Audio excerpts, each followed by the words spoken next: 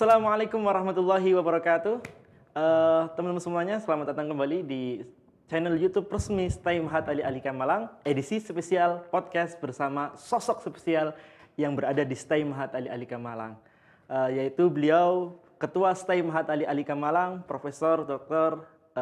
Kaswi Saiban.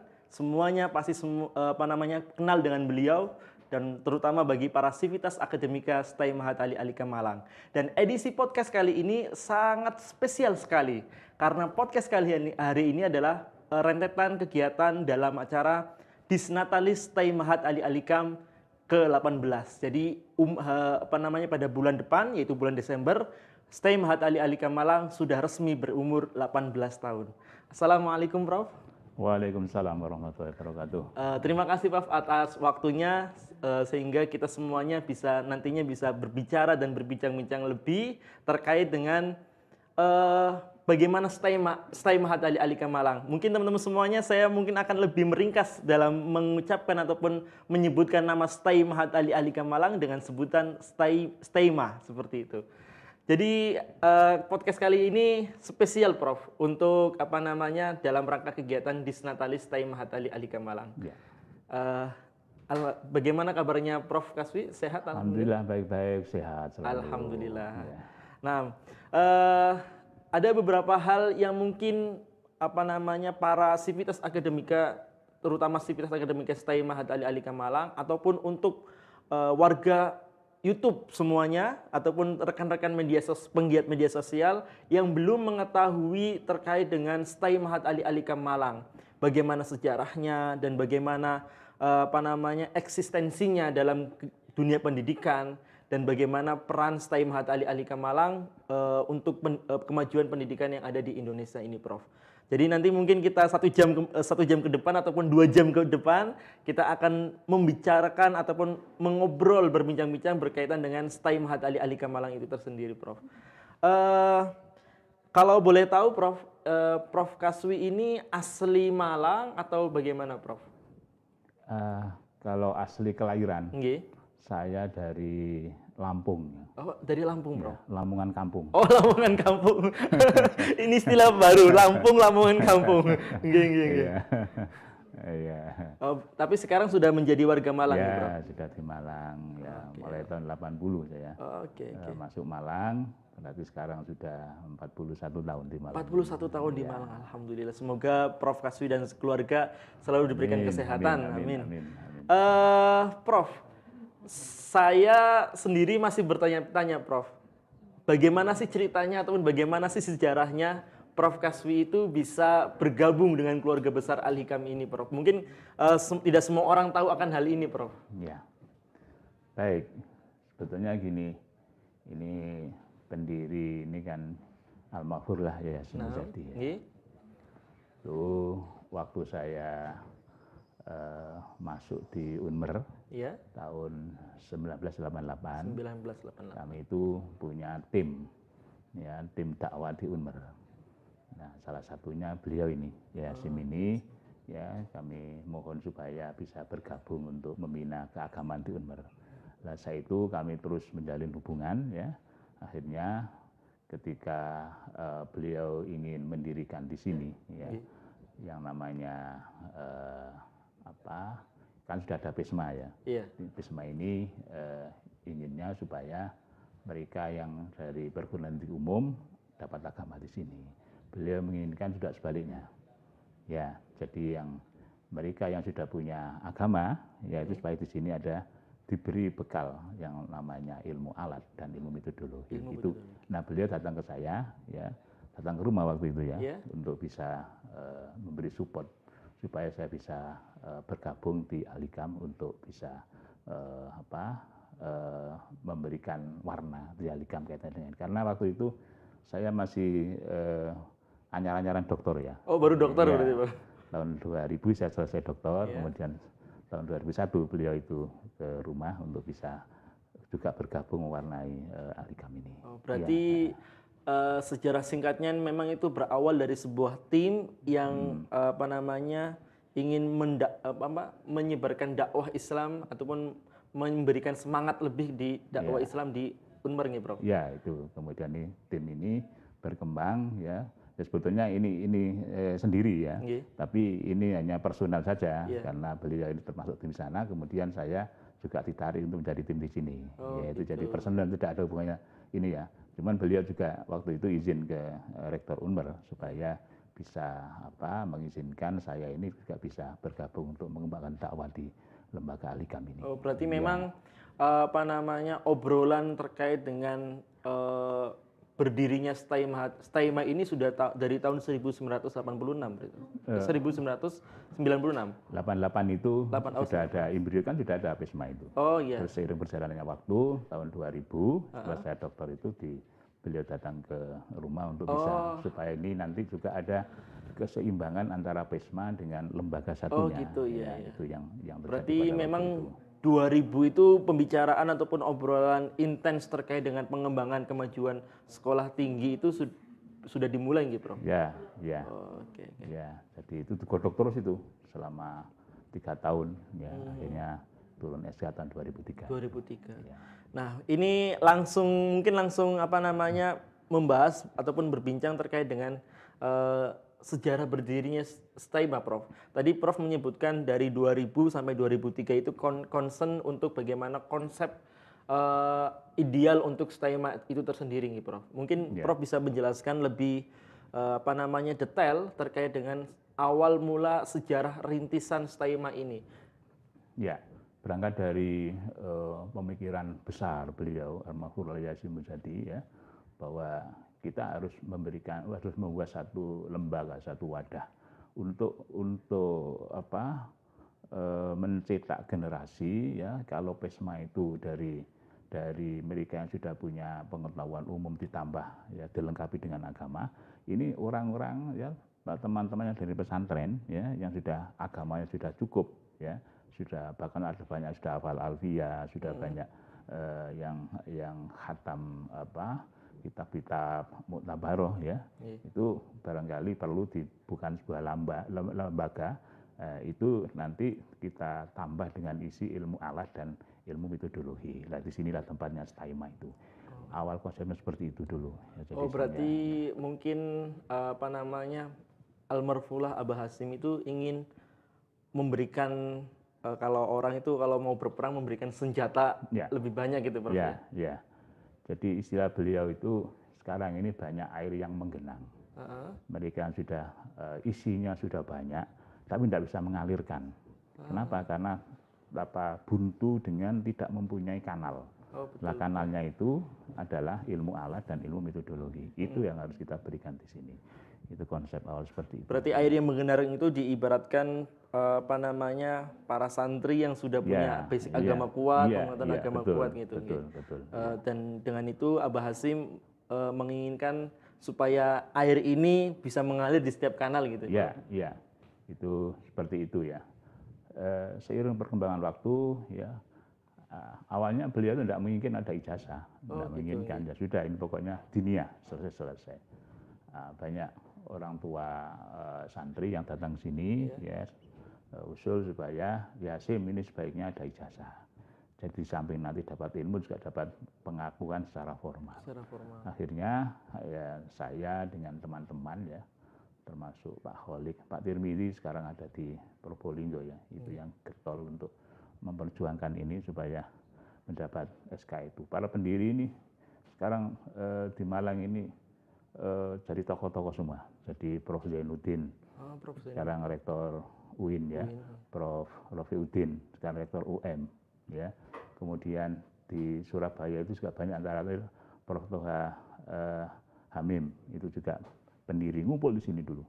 Para tokoh itu ya, sampai kemudian jadilah konsep bulat.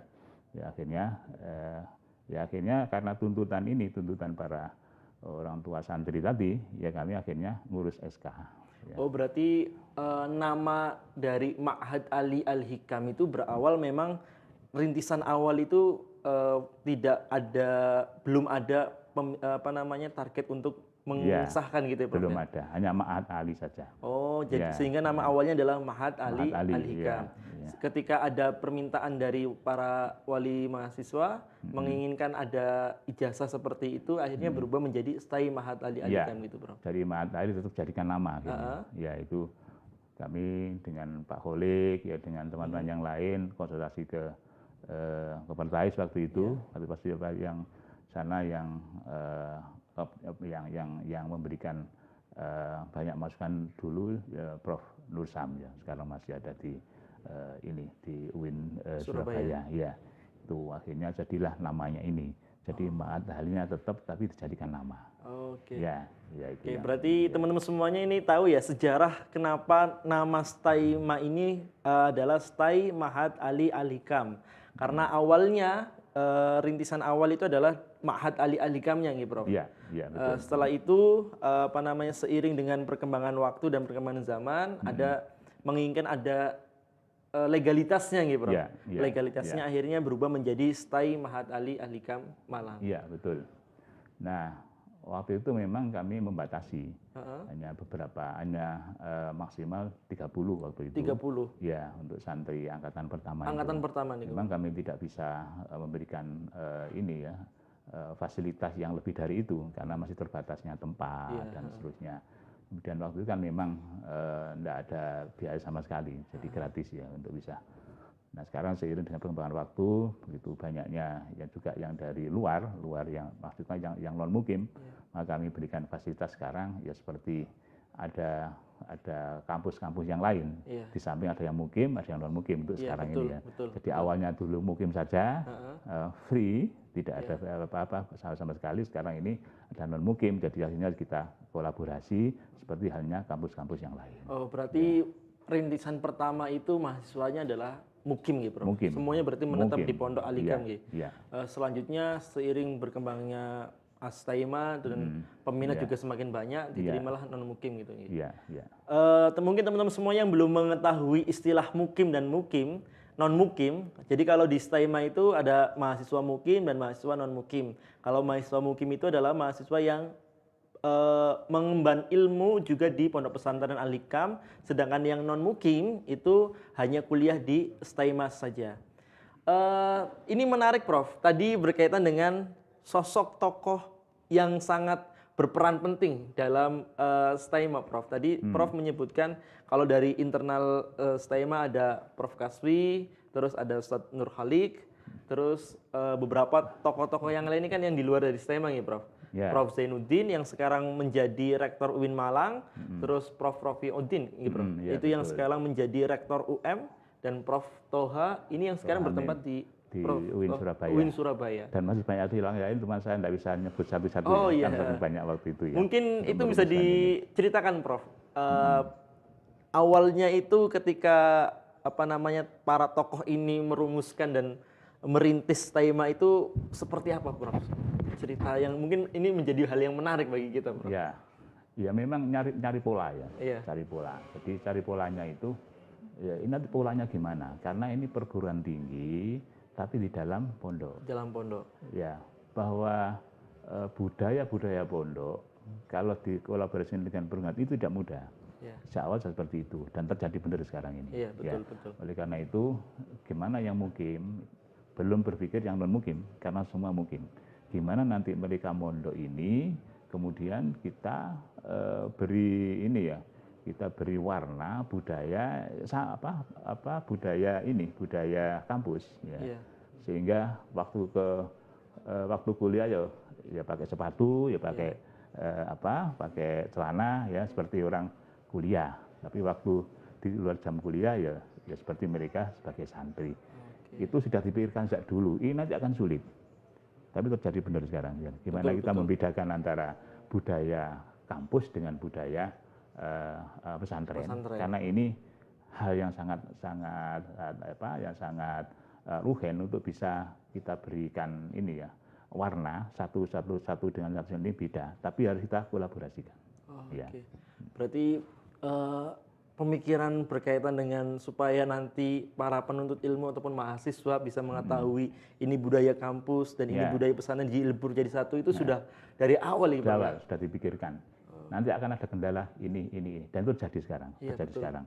Tidak hanya mahasiswanya tapi juga komponen semua yang terlibat dalam civis akademika itu. Ya sudah diprediksi 20 tahun yang lalu. 20 tahun yang ya, lalu, betul. Sekarang betul. terjadi. Ya. Betul. Tapi kita terus berupaya gimana supaya bisa mengkolaborasi. Ini adalah kegiatan pondok, ini adalah kegiatan kampus. Jangan sampai ke kampus sarungan misalkan betul, ya. Betul. Dan saya kampus sandalan, kaosan srek. Itu harus kita anu. Ini sudah diprediksi 20 tahun yang 20 tahun yang lalu. Akan terjadi seperti ini. Tapi kita berupaya terus untuk bisa memberikan warna ini. Ya. Jadi teman-teman semuanya, baik itu Civitas Akademika STEMA, kita patut berbangga dan berbahagia karena STEMA ini benar-benar dalam pendiriannya itu dimulai dari para tokoh-tokoh yang luar biasa, punya ide, punya gagasan yang sangat cemerlang sehingga perkembangan STEMA ini bisa menjawab tantangan zaman gitu ya, Prof ya. Iya. Oke. Ada yang menarik gini. Jadi Prof? ketika ngurus ini SK yang formal itu ya, kan kita harus wirawiri ke Jakarta. Pernah sekali itu saya dengan Prof Zainuddin ke Jakarta, pulangnya nggak punya duit, kan naik bis. Oh gitu. Dari naik bis sambil ngomong-ngomong di bis, nanti kita gimana ke depannya. Kita sekarang ada cerita, ini nggak bisa dilupakan. Jadi dari Jakarta ke dalam perjalanan pulang dari Jakarta itu naik bis kami. Itu tidak bisa dilupakan sampai sekarang. Saya dengan beliau berdua itu ya, dengan Prof Zainuddin. Berarti itu ketika ke Jakarta untuk mengurusi terkait dengan SK STEMA. Terus ketika mau pulang, duit ente. Ini cerita tersendiri nih teman-teman semuanya. Mungkin kalau Prof Zainuddin mendengar ini, beliau seperti halnya mengingat kenangan yang terdahulu ya, Prof. Masya Allah. Semoga semangat dan perjuangan Prof Kaswi, Prof Zainuddin dan para tokoh-tokoh yang lainnya itu menjadi semangat untuk kita, Prof, dalam menuntut ilmu di STEMA ini.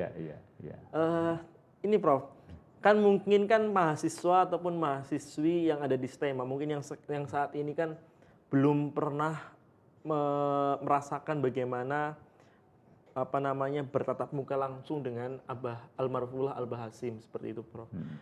Mungkin Prof Kaswi bisa menceritakan ataupun menginformasikan sebenarnya apa sih, Prof, harapan Abah Hasyim itu yang utama ketika ingin mendirikan STEMA Hat Ali Alikam ini, sehingga nanti para mahasiswa dan mahasiswi yang era sekarang itu tahu, oh dulu Abah Hasyim itu pengennya seperti ini, jadi bisa menjadi muhasabah untuk diri kita, Prof.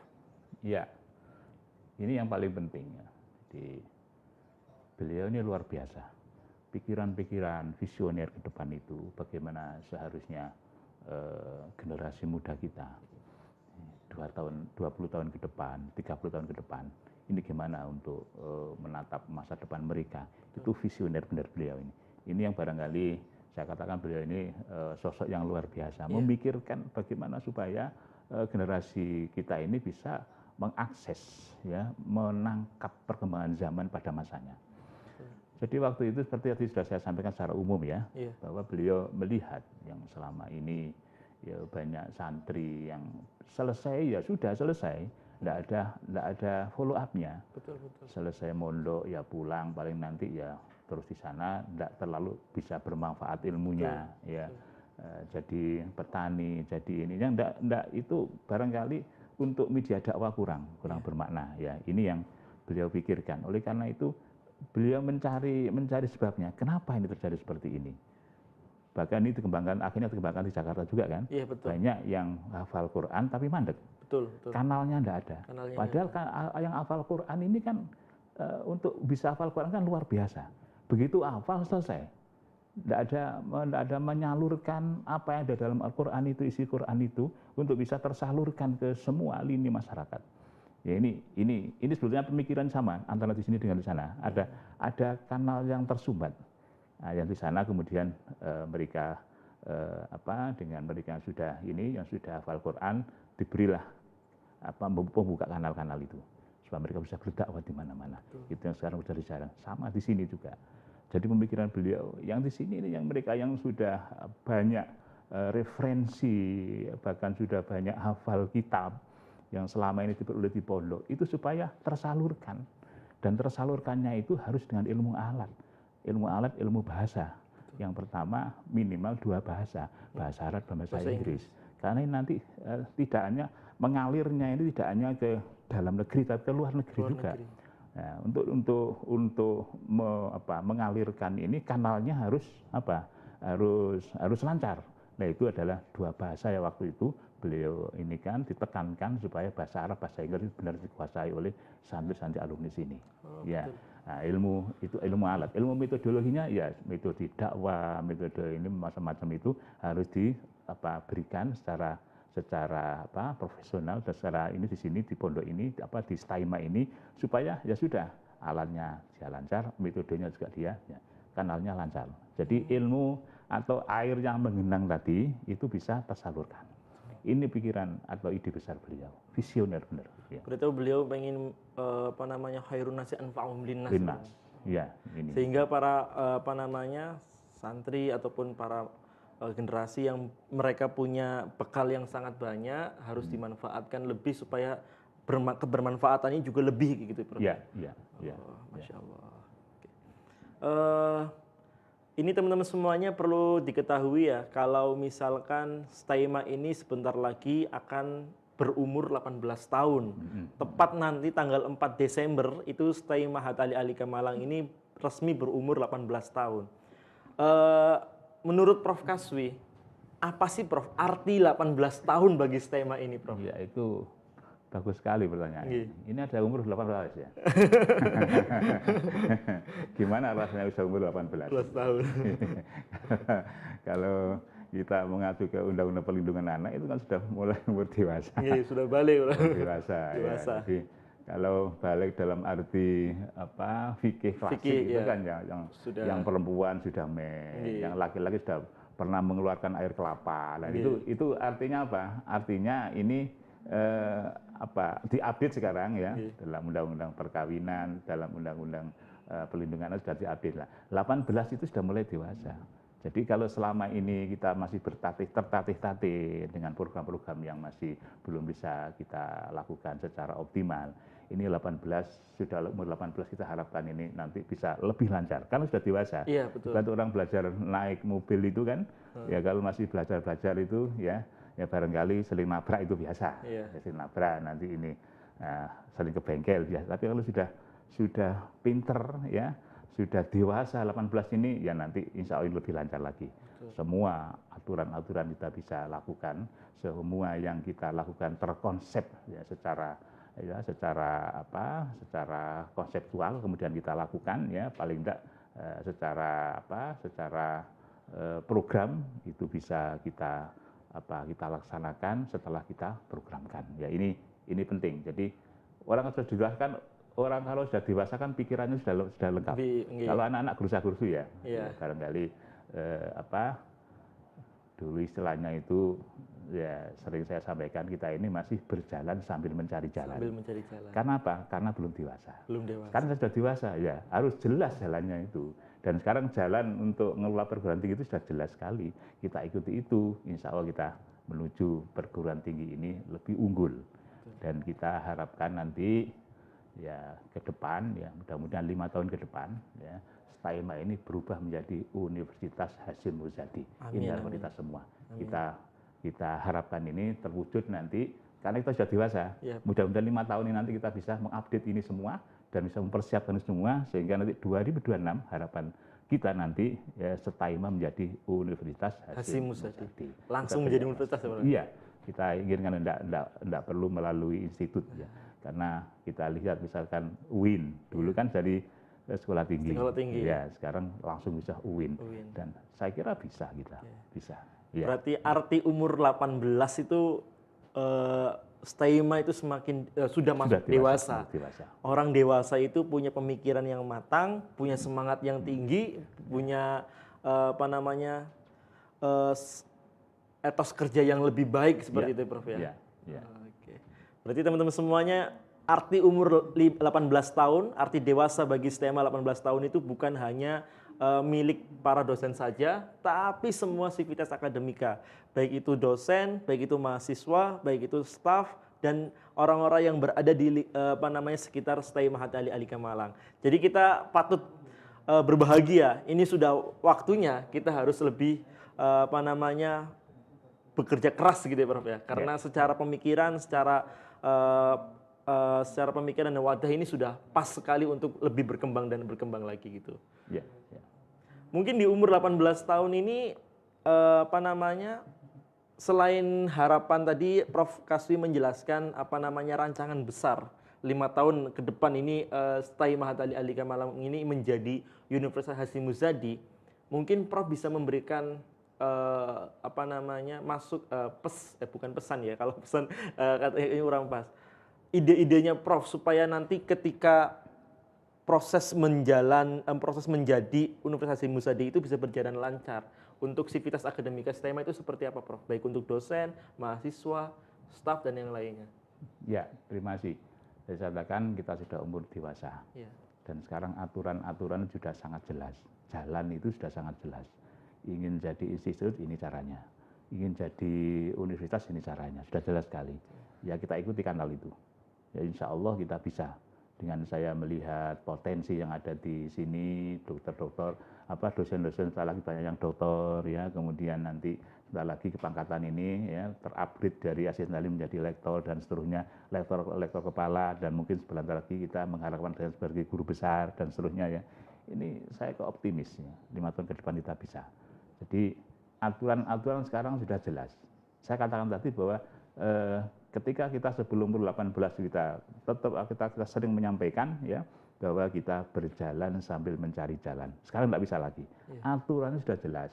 Ban PT sudah memberikan ini jalannya. Ya. Dikti dan dikti sudah jelas yang memberikan ini aturannya. Jadi kita sekarang jalan sudah jelas, tinggal kita mau melewati atau tidak, itu aja. Jadi semakin kita kebetulan waktu ini kita sudah dewasa, jalan sudah jelas, ya sudah kita ikuti itu. Insya Allah kita sampai. Ya. Berarti, ayo teman-teman semuanya, ayo para sivitas akademika, kita wujudkan harapan besar dan proyek besar ini Universitas Hasyim Muzadi ini dengan bersama-sama gitu Pak. Ya. Dengan bergandeng bersama, kita wujudkan semua ini dengan bersama. Sehingga nanti kita perbaiki etos kerjanya, ya. Ayo kita semangat kerja kita membesarkan Al-Hikam, meneruskan amanah almarhur lah, supaya kita ini hidup ini bermakna untuk ke depan, untuk generasi kita yang akan datang. Ya. Betul. Mungkin terakhir Prof, pernah nggak Prof mendapatkan ibrah ataupun sebuah nasihat baik secara langsung dari Abah Hasyim terkait dengan menuntut ilmu itu tersendiri Prof, yang bisa disampaikan ke para sivitas akademika STAIMA khususnya? Ya, beliau pernah berpesan kepada saya khususnya ya. Jadi sampaikan kepada para santri, para mahasiswa, jangan sampai mencari ilmu itu tujuannya macam-macam. Ya, sekalipun itu nanti akan tersampaikan, ijazah akan didapatkan, bekerja insya Allah Allah menjamin. Tapi jangan itu tujuannya. Tujuannya adalah kita mencari ilmu, ya ini benar-benar ingin mencari ridho Allah. Karena ini perintah Allah. Iqra bismi rabbikal ladzi khalaq. Talabul ilmi fardhatun ala kulli muslimin wa muslimatin. Ini landasan dasar. Jadi jangan sampai ada mahasiswa santri yang mencari ilmu itu tujuannya sangat dangkal. Sangat dangkal. Biar nanti jadi jadi kiai, biar nanti jadi bisa bekerja di sini, biar nanti bisa macam bla bla bla. Ya, itu tujuan sangat dangkal. Allah akan memberikan itu, tapi jangan tujuan itu. Tujuan kita adalah yang sangat mulia, mencari ridho Allah. Oh, Masya Allah. Ya. Jadi teman-teman semuanya, salah satu nasihat yang Prof Kaswi dapatkan dari Al-Maghfurlah Abah Hasyim itu adalah niatkan mencari ilmu adalah untuk mengharapkan ridho Allah seperti itu Prof ya. Untuk berkaitan dengan ijazah, pekerjaan itu nanti pasti dengan sendirinya akan mengikuti gitu Prof ya. Masya Allah. Teman-teman semuanya, 18 tahun STAI Mahat Ali Alikam mengabdi untuk bangsa, 18 tahun STAI Mahat Ali Alikam tetap bereksistensi dalam pendidikan agama Islam atau pendidikan secara umumnya untuk memajukan bangsa Indonesia. Dan 18 tahun ini STAI Mahat Ali Alikam resmi menjadi sosok yang dewasa gitu Prof. Semoga dengan 18 tahun ini semangat dan harapan-harapan besar yang ingin dicapai oleh Stay Mahat Ali Alikam ini bisa terrealisasikan dengan cepat dan dengan baik dan dengan lancar seperti itu, Prof. Oke, mungkin itu teman semuanya podcast edisi spesial terkait dengan Disnatalis Stay Mahat Ali Alikam Malang yang ke-18 bersama dengan Profesor Dr. Kaswi Saiban. Saya mengucapkan terima kasih Prof atas waktunya. Semoga apa yang disampaikan Prof dalam podcast ini menjadi letupan semangat dan menjadi penguat kita untuk belajar di Stay Mahat Ali Alikam Malang dan untuk mewujudkan cita-cita Al-Maghfurlah Kiai Haji Hasyim Muzadi. Semoga dengan generasi yang sekarang semua ataupun harapan-harapan Abah Hasyim itu bisa terrealisasikan itu, Bro. Itu saja teman-teman semuanya. Jangan lupa tetap saksikan semua postingan di YouTube Stay Mahat Ali Alikam Malang berkaitan dengan bagaimana perkembangan Stay Mahat Ali Alikam Malang. Tetap saksikan dan tetap pantau terus. Dan ingat, yang belum subscribe, jangan lupa subscribe channel YouTube Stay Mahat Ali Alikam Malang. Dan selalu support kami untuk kemajuan Stay Mahat Ali Alikam Malang, untuk kemajuan dan keeksistensian Al-Hikam khususnya, dan untuk kita semuanya. Terima kasih Prof atas waktunya. Akhirul kalam, Assalamualaikum warahmatullahi wabarakatuh. Waalaikumsalam warahmatullahi wabarakatuh.